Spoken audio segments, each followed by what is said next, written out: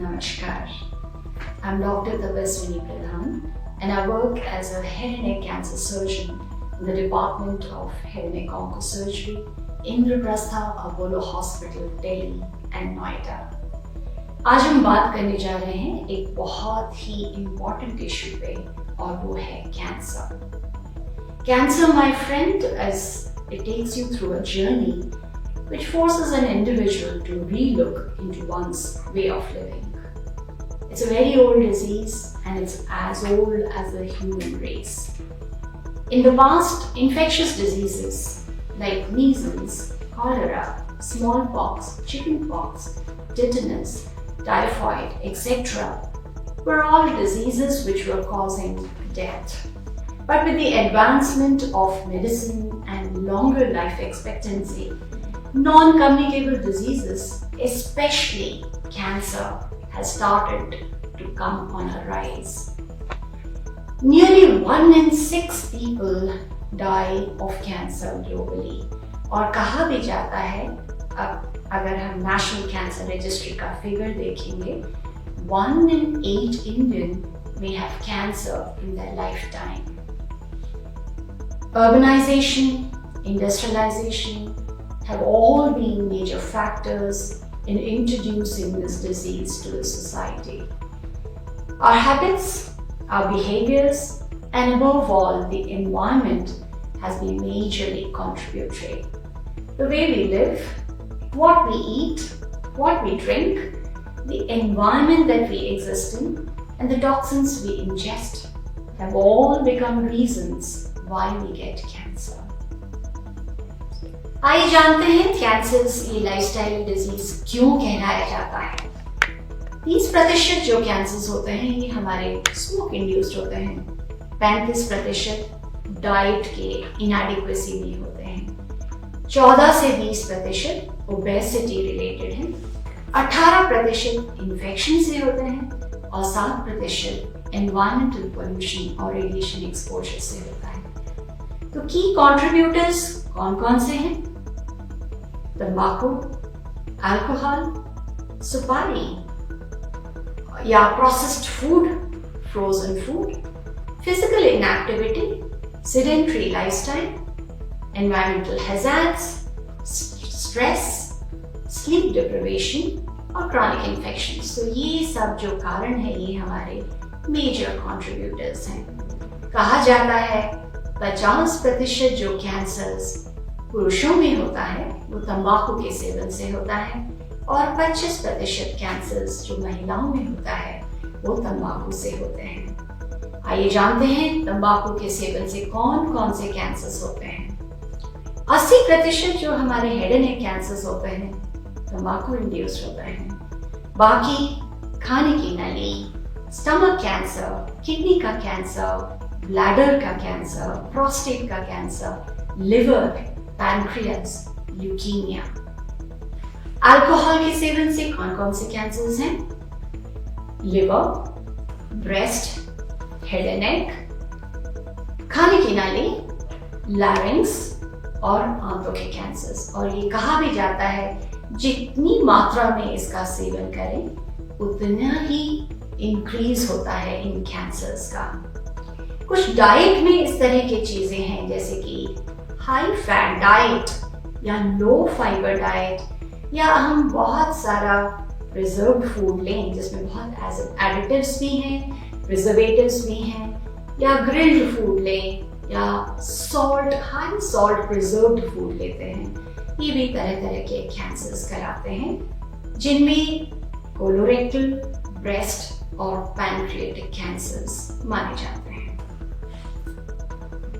तो physical inactivity और एक सेडेंटरी लाइफस्टाइल से कैंसर्स कैसे बढ़ते हैं? जब हम अपना वजन बढ़ाते हैं और ओबेसिटी यानी कि हमारा BMI 30 से ऊपर होता है तो शरीर में बहुत सारी चीजें, प्रतिक्रियाएं होती हैं जो हमारे कैंसर की ओर संभावना बढ़ा देते हैं.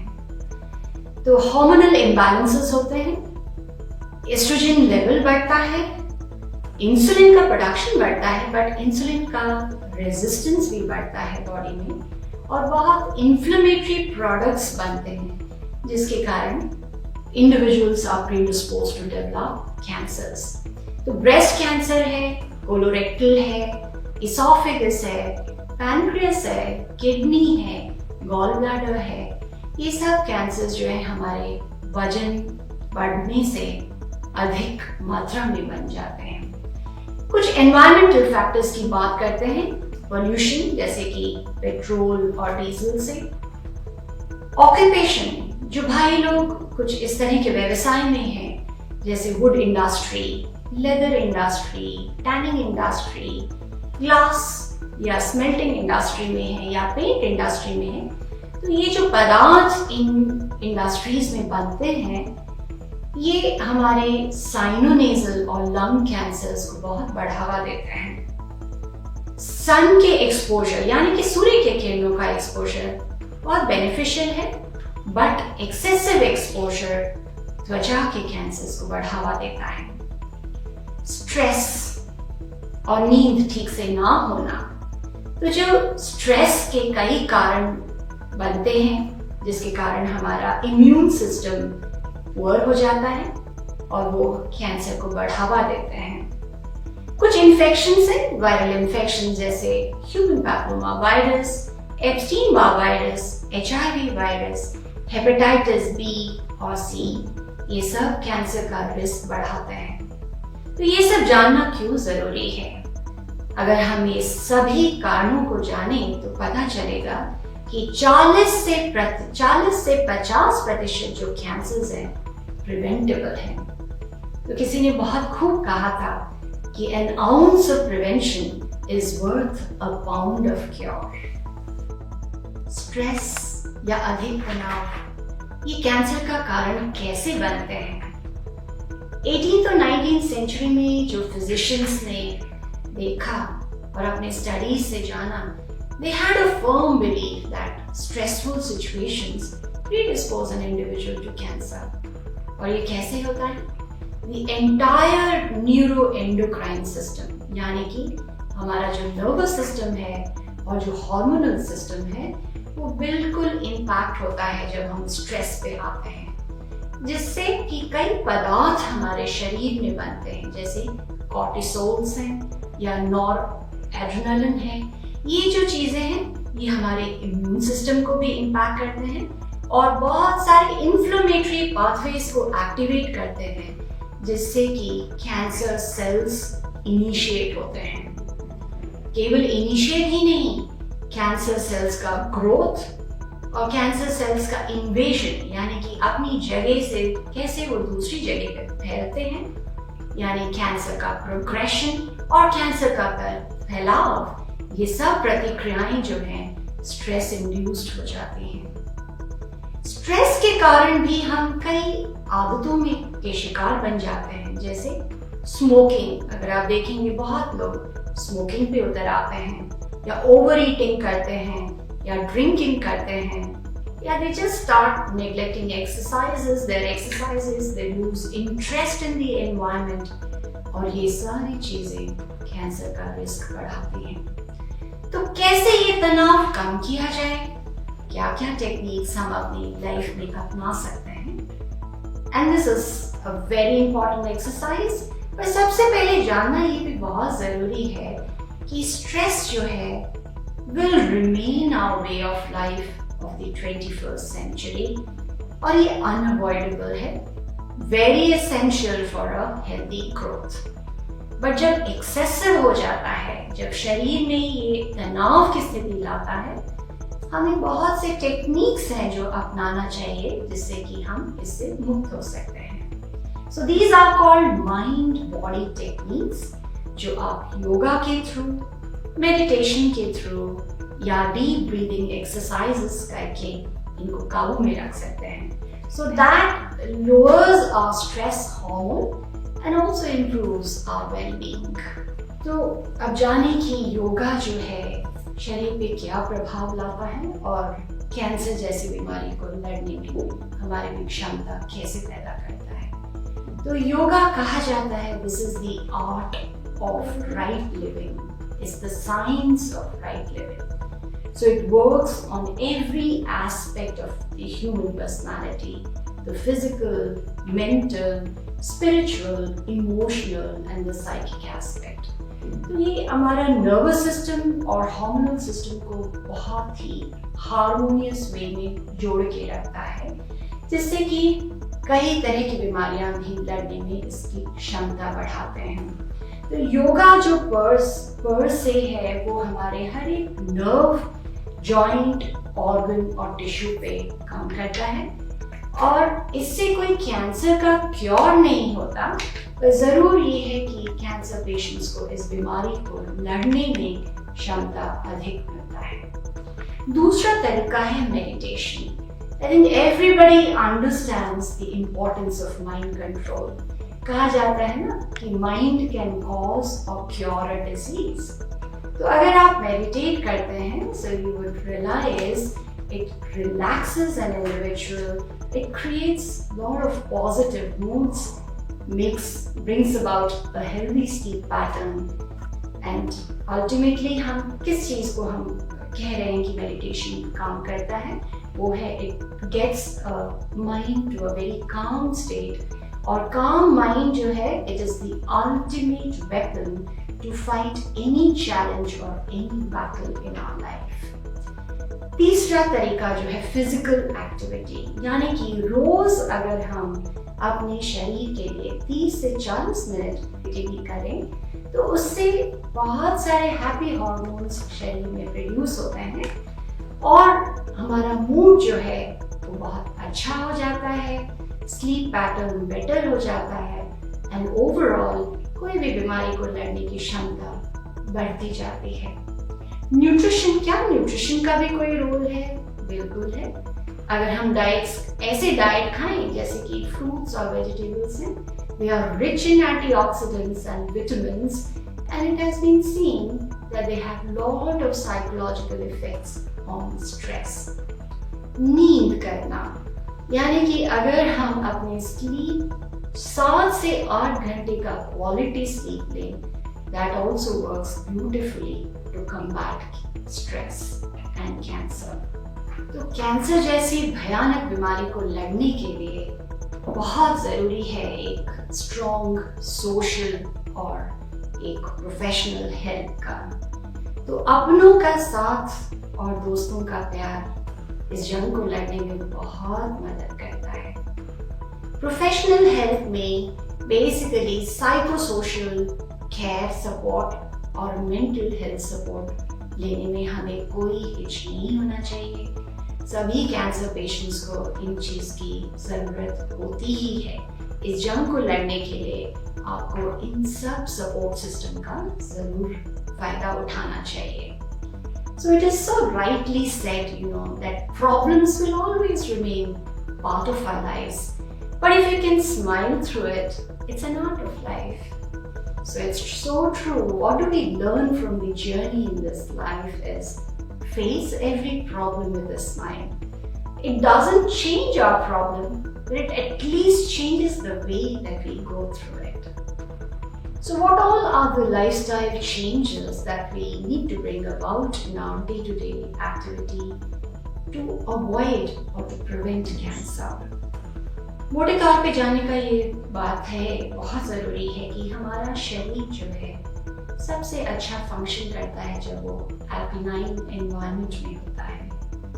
तो निजी ज़िंदगी की दौड़ में जब हम भागते रहते हैं, तो स्ट्रेस में जब फंसते हैं, तो अधिकतर बीमारियों को हम खुद ही बुलाते हैं। बट कैंसर जैसी बीमारी है, 40% of these diseases are preventable. So what we eat, what we drink, and above all, our thoughts, they all decide the state of well-being. कहते हैं ना, जैसा अन्न वैसा मन। So negative thoughts will always bring forth illness, and positive thoughts will bring wellness. तो ये हमें अपनी सोच और मन की स्थिति को बराबर संतुलित रूप में रखना बहुत ज़रूरी है कि हम कैंसर जैसी बीमारी को दूर रख पाएं। So handling stress is a very important component of cancer management. दूसरी, डाइट। कहा जाता है कि 2/3 जो हमारी खुराक हो वेजिटेरियन बेस्ड हो, फ्रूट बेस्ड हो। और ये जो डाइट है ये बचपन से ही अगर बच्चों को या एडोलेसेंट्स को इंट्रोड्यूस किया जाए, ये बहुत कैंसर को दूर रखने में मदद करता है। So these fruits and vegetables are rich in antioxidants, minerals, vitamins and fibers, and they have cancer combating agents. Processed food, frozen food, barbecued grilled food, salted food, इन सब चीजों को अवॉइड करना बेहतर रहेगा। कुछ लोग तो ऐसे खाते हैं as if there is no tomorrow. So some people live to eat and some people eat as if there is no tomorrow. So one has to find a perfect balance between body's need and the food taken. Physical activity, हमने पहले भी कहा कि हर रोज 30 minute अपने आप को देना बहुत जरूरी है। ये आपके बॉडी का वजन भी कंट्रोल रखता है। ओबेसिटी के बारे में हमने बताया, ओबेसिटी के कारण कितने सारे कैंसर्स की मात्रा बढ़ते हैं। दूसरी बात, फिजिकल एक्टिविटी होने से आपका मन भी स्वस्थ रहता है और खुश रहता है और आप स्ट्रेस फ्री रहते हैं। ये फिजिकल एक्टिविटी से हमारे शरीर का जो इम्यून सिस्टम है वो भी बहुत एक्टिव रहता है। और दूसरा, हमारे जो इन्फ्लेमेटरी पाथवेज होते हैं जो कैंसर को स्टिमुलेट करते हैं वो भी दब के रहते हैं। कुछ ऐसे पदार्थ हैं जो शरीर को हानिकारक हैं, जैसे तंबाकू, शराब, इन सब का सेवन नहीं करना चाहिए। Environmental hazards, occupational risks, these are also important. अगर सूर्य की किरणों से थोड़ा बचाव रखें, सनस्क्रीन के जरिए हम कर सकते हैं। मैनेजमेंट ऑफ स्ट्रेस बात हो चुकी है इस पे, और yoga, meditation, deep breathing exercises, physical activity, good nutrition and nourishment, and having adequate sleep. All these can help in managing stress. तो ये सारी चीज़ों का अगर हम ध्यान देते हैं और अपनी जीवन शैली में इन सब चीज़ों को परिवर्तन और इनकॉर्पोरेट करते हैं, कैंसर जैसी बीमारी से कई हद तक बच के रह सकते हैं। Now let's talk about the common cancers which happen in our country. In males, it is the lung, the head and neck, and the others are stomach, esophageal, prostate, and breast cancers. Females में breast common है urban area में, और cervical cancer is common in rural India. The other cancers are ovarian, endometrium, head and neck. These are predominantly seen. Majorly ये जो cancers हैं ये सब lifestyle induced हैं। अब जानते हैं हेड एंड नेक जो हमारा देश का बहुत कॉमन कैंसर है, किन किन कारणों से होता है। सो 85% जो हेड एंड नेक कैंसर्स हैं तंबाकू के सेवन से होते हैं, 70% अल्कोहल से, और कई प्रतिशत जो है पान, सुपारी से होते हैं। बाकी जो कारण हैं वो डाइटरी फैक्टर्स हैं, कुछ वायरसेस हैं, human papilloma, Epstein Barr virus, hepatitis, herpes virus, और दूसरे जो कारण हैं कुछ एनवायरमेंटल फैक्टर्स हैं, रेडिएशन एक्सपोजर है, और ऑक्यूपेशनल हैजार्ड्स हैं। ब्रेस्ट कैंसर जो महिलाओं में अर्बन सोसाइटी में बहुत कॉमन है, ये हार्मोनली इंड्यूस्ड कैंसर्स होते हैं, और अधिकतर कारण जो है इसका लाइफस्टाइल ही रहता है। डिलेड प्रेगनेंसी, नलिपैरिटी यानी कि बच्चे ना करना, sedentary lifestyle, obesity, alcohol consumption, oral contraceptives use, excessive use, या post menopausal hormonal replacement therapies, ये सब जो कारण हैं ब्रेस्ट कैंसर की ओर लीड करते हैं। कुछ प्रतिशत भी है 5 to 10% जो कि जेनेटिक्स है, जिसमें BRCA1 और BRCA2 म्यूटेशंस इम्प्लिकेटेड है। सर्वाइकल कैंसर जो है इट इज हाईली प्रिवेंटेबल, क्योंकि HPV वैक्सीनेशन आने के बाद और रेगुलर अगर हम स्क्रीनिंग कराते हैं with Pap smears, this is the disease which is highly preventable. but it remains as a significant burden, especially in the rural areas. So the main factors behind cervical cancer are: one is, of course, HPV. 70 to 80% of the cervical cancers are virus-induced. Having multiple sexual partners, high parity and cigarette smoking. अगर हम इसी बीमारी को देखें, cancer, what sort of an emotion does a patient go through? It's negative emotions, uncontrolled, unwarranted stress, and all these have negative health outcomes. So personal challenges भी बहुत होते हैं patients के, और वो है depression, they have to fight depression, there's loneliness, there's professional uncertainty with respect to their career, with respect to their finances, and also a lot of relationship issues. So occasionally these patients also have thoughts of losing this battle and meeting the requirement of their family, and a lot of insecurity of the future. So recovery from the disease and picking up life thereafter, restoring confidence in one's own body, these are the various challenges which every survivor has to go through. So let's discuss the various coping strategies, the various mechanisms through which we can cope and tide over this particular crisis. We all know that the mind is under our control. The remote control of the mind is perfectly with every individual.